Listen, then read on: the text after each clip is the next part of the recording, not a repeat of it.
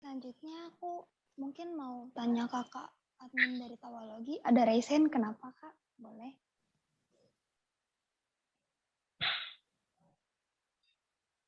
Halo? Masih mute Bang Okta. Sorry. Enggak nih, gue ada mau pertanyaan tapi ngurut aja. Oh oke, sip. Sorry. Aku pikir Tawalogi siapa? Oke, Okta. Kak Zulfikar boleh? Halo Bang. Halo. Bang mau tanya tadi kan katanya kalau jiplak kan pasti kelihatan. Kalaupun premi sama, kalau itu original dari kita tetap aja beda. Lah kalau misal kita pakai pola yang sama itu gimana? Misalkan gimana? Misal kayak joknya Bang Gilang yang apa? Reuni. Yang apa? Reuni di apa? Sekolah. Yang reuni. Oh, iya. Yang reuni kan misal kan saya stand up.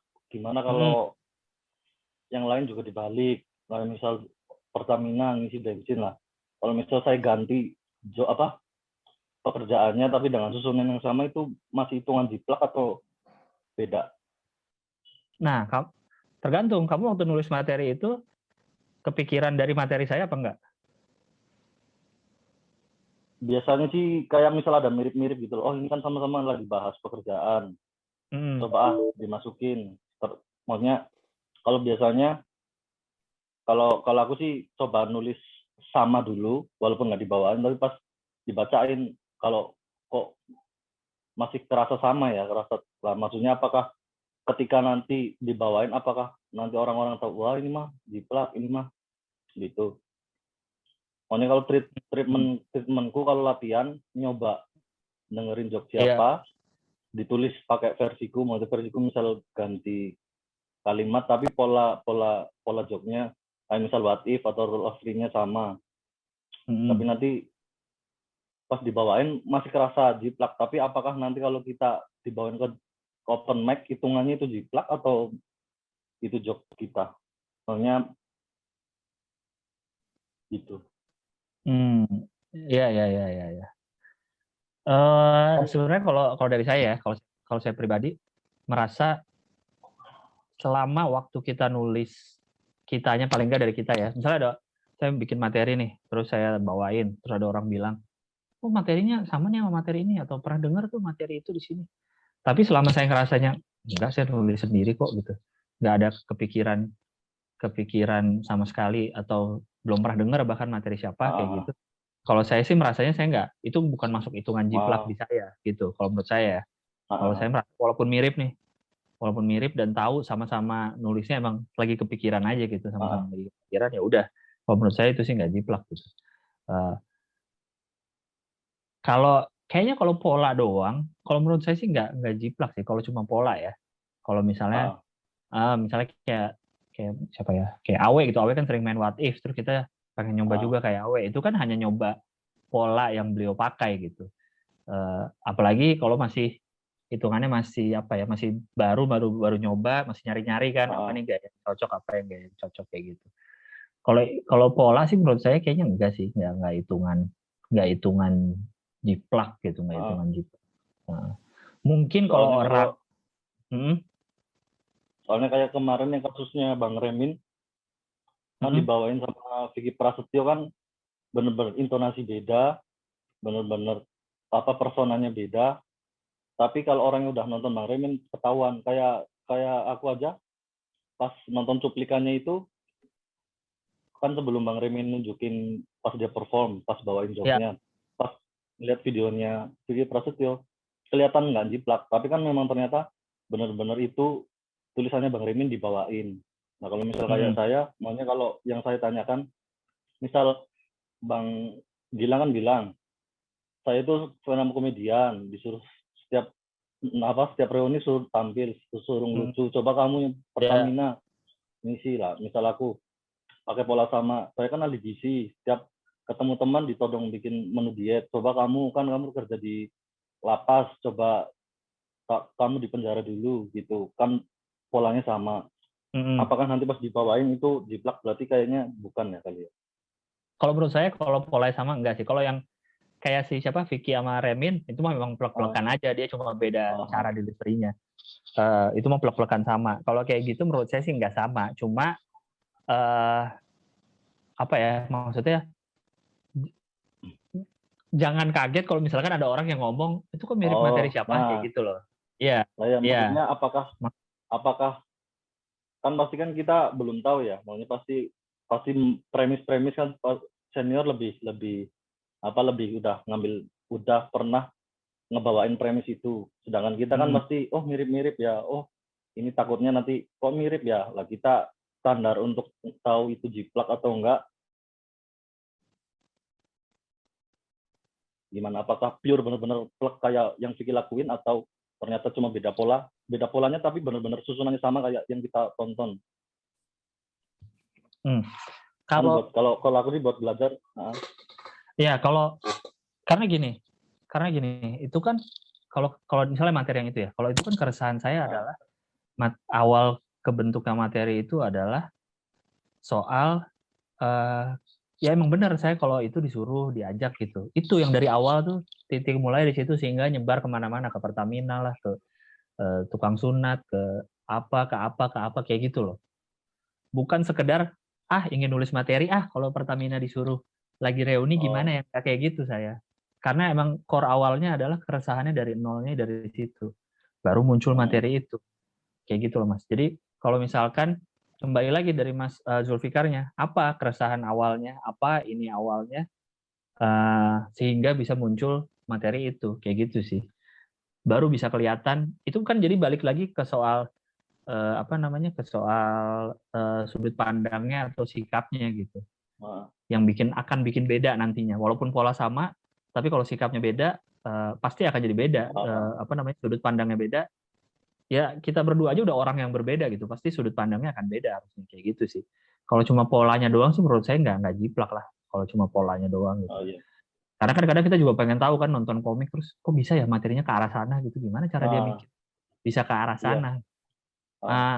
Ya jangan lupa ditarik lagi dari awalnya, keresahannya apa, setupnya apa, kira-kira premisnya apa nih kalau dibedah nih materi komik ini gitu. Kenapa dia bisa sampai ke si materi itu yang kita maksud, karena pasti kan ada awal mulanya nih, dari mana sih awal mula ngomongnya kok bisa sampai sana kayak gitu sih. Jadi kalau soal pola kalau menurut saya nggak jiplak sih gitu.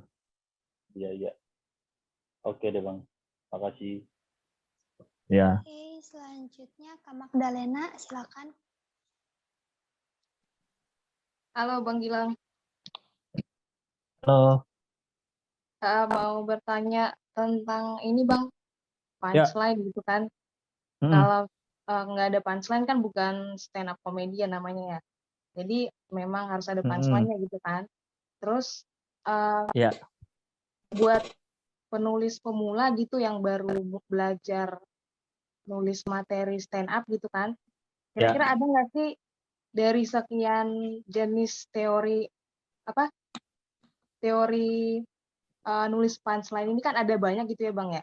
Kalau buat penulis stand up comedy pemula yang baru belajar gitu, ada nggak sih yang paling cocok buat pemula itu ini gitu, ada nggak sih? Oke. Menarik. Paling kalau saya gini sih, kalau saya mikirnya adalah setelah bertahun-tahun ini ya ada di dunia komedi, jadi banyak ngerasain kan cara bikin materi macam-macam gitu. Satu hal yang saya pahami adalah punchline itu kan adalah bagian lucu dari suatu jokes gitu kan. Kalau secara teori kan dari setup yang nganterin, punchline yang bikin ketawa, setup yang nganterin, punchline bikin ketawa. Satu yang saya belajar juga adalah punchline itu tidak harus patah, nomor satu. Jangan memang punchline itu kan bikin kaget gitu, bikin ketawa, tapi jangan terpaku kalau punchline itu harus patah, harus nggak terduga, harus orang nggak akan nyangka tahu-tahu ke situ gitu. Banyak kan yang bilang gitu kan, punchline itu harus yang bikin kaget atau gimana. Memang iya, cuma seringnya saya juga sering lihat gitu ya komik-komik gitu, kalau dulu di komunitas masih baru-baru stand up, kayak jadi terlalu patah kadang-kadang, kayak pengen patah banget gitu sampai akhirnya tidak masuk akal jokesnya. Jadi orang malah nggak ketawa, malah jadi apaan sih gitu. Itu punchline itu tidak harus patah. Patah bisa juga, tapi tidak harus selalu patah kalau menurut saya. Karena kadang banyak di perjalanan saya nulis materi gitu, banyak nemu materi yang bisa bikin orang ketawa tanpa perlu terlalu patah gitu, atau tanpa perlu nyari punchline yang di apa ya, diada-adain gitu, Bisa kasih dicari. contoh yang ini Bang, yang tidak terlalu patah. Ada salah satu, saya contoh materi sendiri aja ya. Saya ada materi yang salah satu materi yang saya senang sampai sekarang, materi saya sendiri gitu, yang yang saya suka salah satunya yang angkot. Yang materi angkot kayak ada yang materinya saya bilang kalau duduk angkot tuh paling enak di depan di sebelah supir karena paling luas duduknya, nggak sempit-sempitan di belakang. Tapi kalau orang yang duduk di depan di sebelah supir pasti tidak pernah melewatkan kesempatan untuk ngaca di spion. Saya bilang gitu. Itu saya ngaca di spion kan menurut saya nggak ngarang-ngarang. Emang saya kalau duduk depan atau saya kalau ngelihat orang duduk depan pasti suka ngaca di spion. Tapi biasanya orang kalau saya bawain materi itu orang udah ketawa di situ kayak, iya ngaca di spion gitu. Menurut saya itu nggak patah sih kalau menurut saya, karena orang kalau lihat aja lo diangkut, kalau orang duduk depan pasti ngaca di spion kayak gitu. Itu saya nggak ngada-ngada, saya nggak bikin what if, saya nggak bikin hiperbola, nggak bikin analogi, nggak bikin apapun, bisa lucu juga dari fakta yang ada di lapangan gitu, dari materi itu. Jadi kalau nulis materi itu, itulah kenapa saya bilang risetnya yang dalam. Riset di sini tuh kayak cari kemungkinan yang dalam. Kalau misalnya kalian pakai apa tuh namanya, mind map. Kalau pakai mind map itu misalkan, atau pakai poin-poin, cari yang sebanyak mungkin fakta. Misalnya mau bahas tentang meja gitu. Cari sebanyak mungkin fakta soal meja itu. Mejanya terbuat dari apa, dibikin di mana. Misalnya meja IKEA gitu. IKEA ini kan dari Swedia. Swedia nih kayunya dari mana ya? Terus kenapa mesti warnanya putih? Kenapa kakinya 4 ya meja ya? Terus kalau ini apa? Gini-gini gitu-gitulah. Sampai kadang-kadang tuh jadi ketemu lucunya sendiri tanpa perlu kita cari-cari banget gitu, tanpa perlu kita ngada-ngadain banget gitu. Oh, meja kakinya 4 karena biar sama kayak sapi gitu. Terus ngasal aja itu kan biar pengen lucu misalkan. Padahal kalau kita cari faktanya, mungkin siapa tahu ada fakta yang kok lucu ya pas kita cari lagi sendiri gitu. Kayak gitu sih maksud saya. Jangan nggak harus selalu patah tuh, maksudnya kita bisa nyari-nyari aja dulu pelan-pelan. Jangan buru-buru pengen lucu mulu, pengen punchline terus nyari, jangan, malah nggak dapet nanti. Santai aja kalau nulis materi itu, kan nggak buru-buru juga kan, nggak lagi kompetisi, nggak lagi apa gitu. Santai aja, misalnya cari, oh meja tuh ini, oh ini, ntar ini lucunya. Karena kalau yang saya dapat dari Adriano Colby itu, fakta itu pasti lucu. Kalau belum nemu lucunya, berarti fakta kamu belum banyak, alias risetnya belum banyak. Jadi belum ketemu lucunya. Karena pasti ada lucunya, gitu. Makanya kalau ngeliat komik yang materinya kayak apa ya? Kan suka tuh kita nonton komik terus kayak, oh iya bener gitu, kayak, kenapa gue nggak kepikiran ya? Suka sebel tuh kayak, anjing tuh harusnya gue bisa tuh nulis materi kayak gitu. Nah, karena kita risetnya nggak sedalam dia, atau nyari faktanya nggak sebanyak dia yang di panggung gitu. Makanya kadang suka sebel tuh kalau lihat materi terus, anjing tuh harusnya gue bisa tuh nulis kayak gitu tuh. Nah, itu karena kita nggak sedalam dia risetnya, atau nggak sepeka dia dalam mengobservasi gitu. Kayak gitu sih. Salah satunya kayak materi, kalau tahu Ali Akbar ada materinya soal pecel lele. Saya iri banget tuh materi dia yang pecel lele itu kalau tahu. Iri saya. Setiap saya ketemu pengen saya bayarin aja rasanya materinya. Karena merasa kayak, anjing tuh gue harusnya bisa tuh nulis materi kayak gitu. Kayak gitu sih. Penyesalan yang datang karena kita kurang peka dengan lingkungan yang padahal bisa jadi materi juga. Sama mungkin kita punya materi yang mirip tapi nggak sedalam dia, jadinya kan sebel, kayak udah materi kita buang aja lah, ada yang lebih lucu misalkan. Kayak gitu sih. Jadi kalau menurut saya, cara nulis yang nyari punchline yang mudah untuk pemula biar nggak perlu ribet. Ini kalau dimasukin rule of three apa itu perlu sih, teori-teori itu membantu banget, yang kayak rule of three, hiperbola, analogi itu sangat membantu kalau udah mentok misalkan. Ini kemana lagi ya, masukin rule of three ya misalkan gitu. Tapi riset yang banyak juga sangat penting untuk menambah kelucuan di materi. Oke. Itu sih kurang Ya. jelas nggak atau ada lagi? Berarti, ya, Bang. Berarti riset juga sangat berpengaruh banget sama materi yang bakal ditulis karena ada fakta-fakta yang bisa lucu juga gitu ya Bang ya. Dan kita nggak perlu jauh-jauh. Kadang kan suka apa ya? Kadang tuh terlalu jauh suka nyarinya, kayak suka ada kan komik out of the blue gitu, tiba-tiba dibangun bilang, tahu nggak di Itali tuh ada gedung terpendek di dunia misalkan, tiba-tiba di Itali gitu nggak ada setup apa-apa gitu, karena dia mungkin langsung nyari apa yang lucu ya kira-kira kayak gitu sih.